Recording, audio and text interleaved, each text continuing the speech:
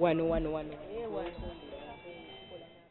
Goreti Namutebi yakuguka mu by'okufumba nga wetutuukidde Namugongo ku kiggwa eky'Abakatuliki nga yatandisedde emirimu gye egy'okufumba. Ono agamba yakamala emyaka 8 ng'afumba emmere mu bijaguzo by'abajulizi. Naye buli w'obawulira nti waliwo ekifumbibwa waliwo abagenda okufumba naawe okola ki oyagala weenyigiremu olabe. Okusinziira ku Goreti ekimuleeta wano si kufumba kwokka wabula n'okutendereza kw'ossa n'okwegayirira ng'ayita mu bajulizi ba Uganda. Nsangiddwa ng'era nsabira Namugongo kati nzize okufumba ate era n'okusaba.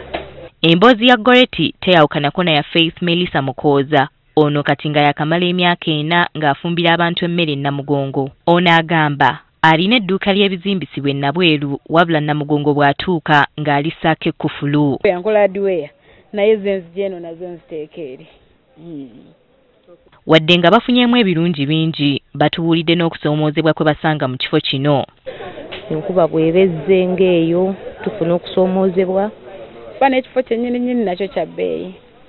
Ibrahim Mukasa omu ku bagabira abantu emidaala mu kifo kino atubuulidde nti okufuna omudaala olina kusooka kutuukiriza bukwakkulizo obwateekebwawo gamba ng'okuweebwa ebbaluwa ekukkiriza oba giyite certificate. Era njigaba okusinziira ku nnamba omuntu gye tubeera twamuwa. Era nzija mpitamu okubuuza ennamba yo okumanya oba yentuufu. Kusanga oli mu nnamba etali ntuufu olupapula luno lunnyambako osobola okuwa ennamba yentuufu. Oyinza okujja nga tokyajjukira nnamba yo olupapula lunnyambako okuwa ennamba yentuufu. Baabalamazi beeyongedde okutuuka ku biggwa byombi era ng'olutuuka batandikirawo okwegayirira. Wo ku Kayanja abantu basena amazzi ku ludda lw'Abakatuliki ab'ekitongole ky'amazzi tubasanze bakalongoosa.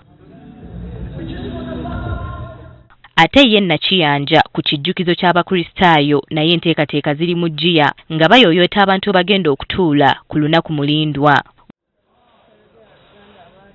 Godfrey Ruwum akulidde akakiiko akategesi aka Northern Uganda nga bano be bategesi b'omwaka guno atubuulidde abalamaze okuva mu Northern Uganda we batuuse. They left Luweero Diocese and they are on their way moving towards Bombo, and we hope that as they move along they are also preaching the word of God. They are praying for people along the way, but they are also praising and praying for themselves. Ku nsimbi ezigenda okusaasaanyizibwa mu nteekateeka eno ku ludda lwabwe atubuulidde bw'ati. For this year is 2.2 billion, and a large section of that will be met by the government, but then the organizing dioceses have also contributed.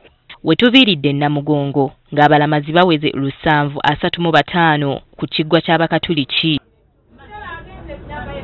Winnie Tesana Kayenja agafeeyo ku Spark TV.